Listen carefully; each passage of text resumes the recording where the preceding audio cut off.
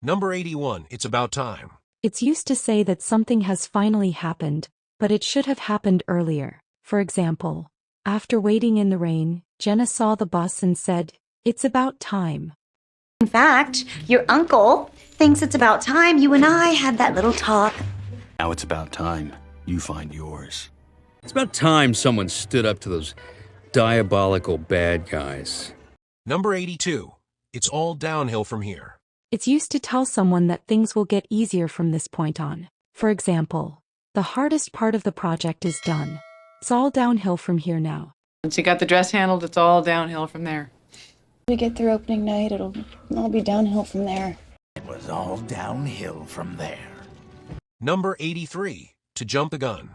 It means to do something too soon, especially without thinking carefully about it. For example, she jumped the gun by announcing the product before it was ready. The reason I could have gotten him here so quickly was to jump the gun and set up the campaign photography without the deal signed.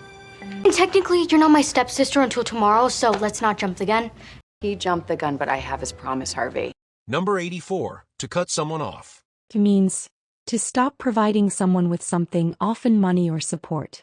For example, the bank cut him off when he missed too many payments.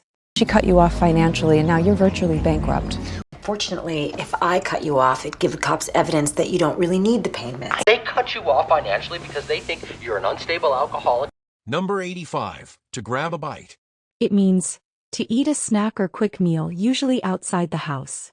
For example, I didn't have time for breakfast, so I grabbed a bite at a coffee shop. Sam and I are gonna grab a bite after she's finished. Okay guys, the company set up a city tour and then we'll grab a bite and head to the airport. Okay, I'm gonna shower quick and then go grab a bite with Bo. Leo's school project. Leo was just a 14-year-old boy with a big goal, to finish his school science project. He wanted to show how different lights help plants grow. He worked hard every day after school, but things weren't going smoothly.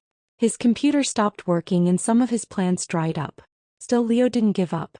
"It's all downhill from here," he said, hoping that the hardest part was already done. One day, his best friend Max told their teacher about Leo's project before Leo was ready. Why would he do that? Leo thought. He really jumped the gun. Max was just excited, but Leo wasn't happy. Now he felt rushed and worried he wouldn't finish in time. Later that night, Leo's big brother came in and said, "I've already helped you buy so much stuff, Leo. I have to cut you off now." Leo was surprised. That meant no more new tools or materials. But he nodded and said, "It's okay. I'll work with what I have." After many late nights and small changes, Leo finally finished his project. On the day of the fair, he saw the judges walking toward his table. He stood up straight and smiled. "It's about time," he whispered. His heart was beating fast, but he was proud of what he had made. Max came by after the judges left and handed Leo a sandwich. "You did great," Max said. "Let's grab a bite and celebrate." The two friends sat outside on the grass, eating and laughing. The sky was clear and the stress was gone. As the sun began to set, Leo leaned back on his hands and looked at the sky. "Next year," he said with a grin, "I'm going to build a robot." Max laughed and the two boys started planning their next big idea together.